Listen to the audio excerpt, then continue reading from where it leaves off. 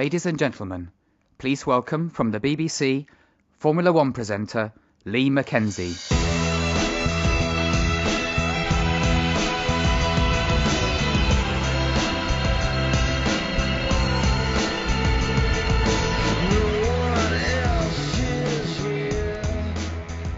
Well, good morning, ladies and gentlemen. I'm sure the last time I saw many of you was in Paris when the P1 was presented as a design study. Well, the reaction from all of you was just overwhelming. So the production car that you see here is little changed, which pleases me and I'm sure makes most of you very happy too. And if you were in Paris, you'll also notice that we've got a stunning new colour.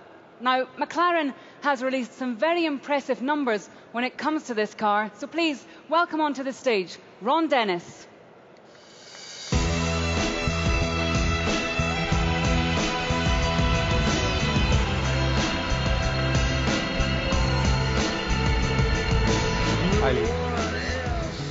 Ron, great to see you at your second International Motor Show.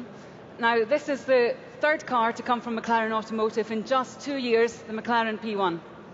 Absolutely, we're on target. When we formed the company, we said we'd bring a new model or derivative every year, and so far we've achieved that objective.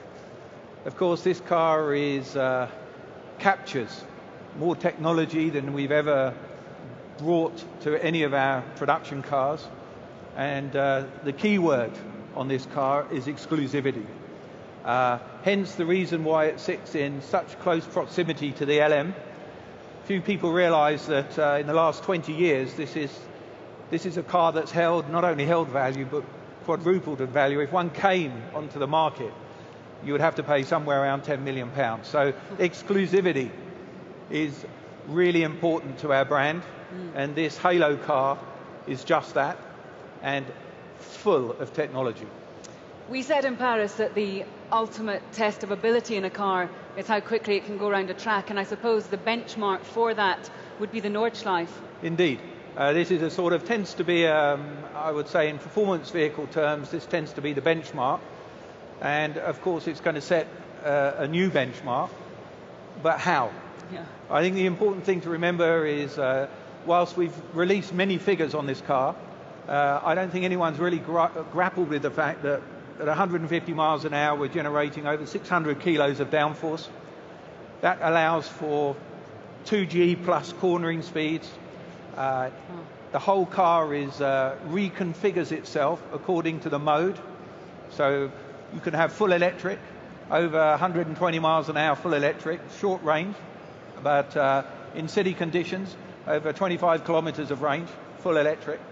Then automatically switch to a very sophisticated hybrid system, which allows for the 170 horsepower of electric power to be fed in a very controlled way to completely eliminate turbo lag.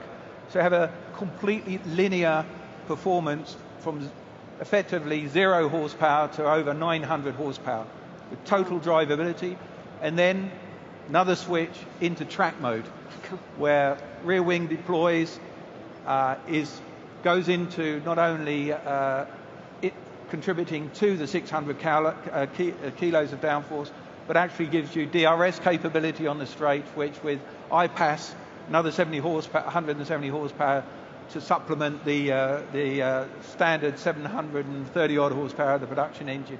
So completely unique, and then you need to stop. Stopping very important. Some people might not want to ever stop. Yeah, absolutely. But two things that really aid stopping. First of all, the Corsa tyres developed by Pirelli, a very well-known name, P1 Corsa. But this is, in fact, a unique tyre. It has to be unique because of the downforce, and that coupled to the Accarbono brakes, some of the most advanced technology, new material. A carbon silica mix. After 44,000 kilometers of testing on one set of brakes, the condition was just mind-blowing. So this is a performance vehicle that isn't going to cost the customer endless amounts of top-ups. It is a car that's already heavily developed, outstanding performance, and really breathtaking to drive. Well, somebody who's getting used to driving McLarens on track is McLaren's newest Formula One recruit. Please put your hands together and welcome onto the stage Sergio Checo Perez.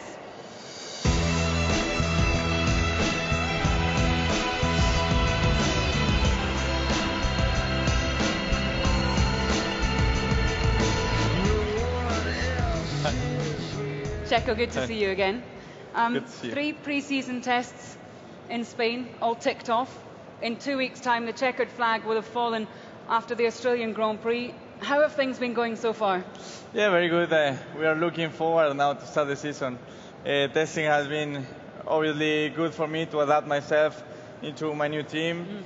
It's going well. Obviously, still work to do before the first race. The approach hasn't changed, so obviously we will try to maximize everything we can in this week to arrive in a very good shape for Melbourne for the first couple of races. I expect to have a difficult start of the season. It will take me time to adapt to the car and to the team, but it will come, and I think I got a great team behind me. You're about to make all of these people very jealous because you're actually one of the few people in the world who have driven the McLaren P1. What was that like? It was amazing. I went with Ron to drive the car, and it was just an amazing experience. I think the way it looks, first of all, is beautiful, a beautiful car, but also the way it handles is the closest I've ever been to a Formula One car. The way it brakes, the amount of speed that you can carry into the corner, the amount of downforce that you can produce with a road car.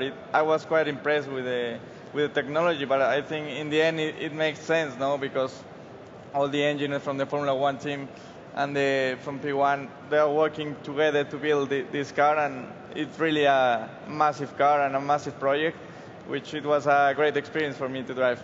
Big smiles from Sergio, but Ron, I gather that you got involved in the fun. You had to go as well. Absolutely. We were testing the car at Dunsfold. That's the Top Gear test circuit. The Top Gear test track. Yeah, and I broke the lap record by 10 seconds. Yep. Yep.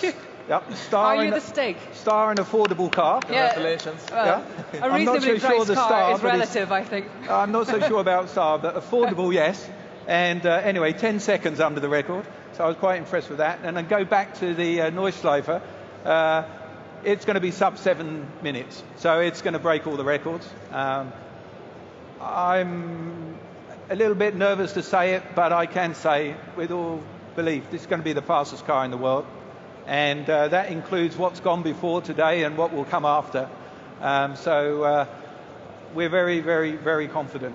No one's going to get anywhere near the performance of this vehicle. So at a volume of 375, at a very affordable price, best car in the world, it's an absolute bargain, and clearly affordable. Yeah, we've had lots of exclusives here today. The world's fastest car, sub 7 minutes on the Nordschleife, and Ron Dennis is the Stig, so we can all go home happy. Ladies and gentlemen, thanks so much for your time coming along here today. Thank you, Ron, and to Sergio. Here's to a wonderful and successful season. And thanks, ladies and gentlemen. We'll see you all in Melbourne. Thank you. Thank you.